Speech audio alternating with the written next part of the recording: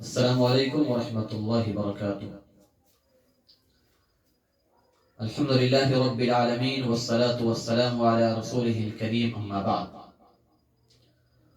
احباب پوچھتے رہتے ہیں کہ جناب نبی اکرم صلی اللہ علیہ وسلم کو خواب میں کیسے دیکھیں۔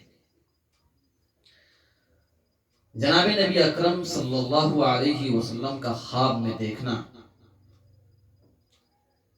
یہ بہت ہی مبارک اور بہت ہی مستحسن ہے، بہت ہی پسندیدہ ہے،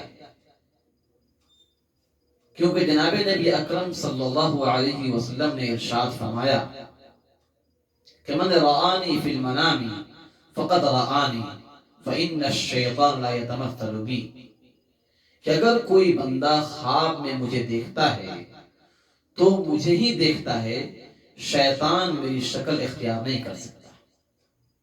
اب ظاہر سی بات ہے کہ آقا علیہ السلام کو خواب میں دیکھنا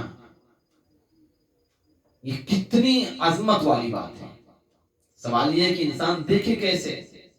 تو اس کے لیے سب سے پہلے انسان کے قلب کا مجلہ و مصفہ، اس کو صاف ستھرا گندگیوں سے، گناہوں سے، کدورت سے صاف ہونا ضروری ہے۔ دل جتنا صاف ہوگا اسی قدر اللہ رب العزت کی طرف سے تجلیات کا اس پر نزول ہوگا۔ ایسے اکابرین امت نے درود پاک کی کثرت سے اس کا بہت مضبوط تعلق بتایا ہے کہ اگر کوئی بندہ درود پاک کی کثرت کرے تو جناب نبی اکرم صلی اللہ علیہ وسلم کی قرب اس کو حاصل ہوتی ہے، قربت حاصل ہوتی ہے، پھر اس کے بعد اللہ کے نبی علیہ السلام کو خواب میں دیکھ سکتا ہے۔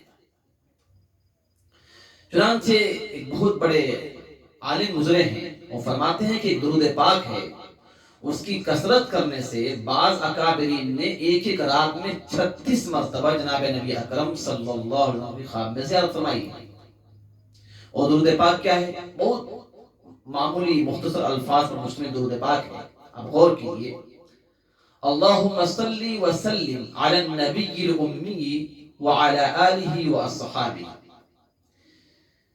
اس کا طریقہ یہ ہے کہ رات کو سونے سے پہلے کم سے کم 100 دفعہ، اگر ممکن ہو تو 1000 مرتبہ اس کو پڑھیں۔ اللہم صلی وسلم علی النبی الامی وعلی آلہ واصحابہ۔ اس کے برکت سے اللہ رب العزت اپنے نبی کا، ہمیں خواب میں اپنے نبی کی زیارت کروائیں گے انشاءاللہ۔ اللہ تعالیٰ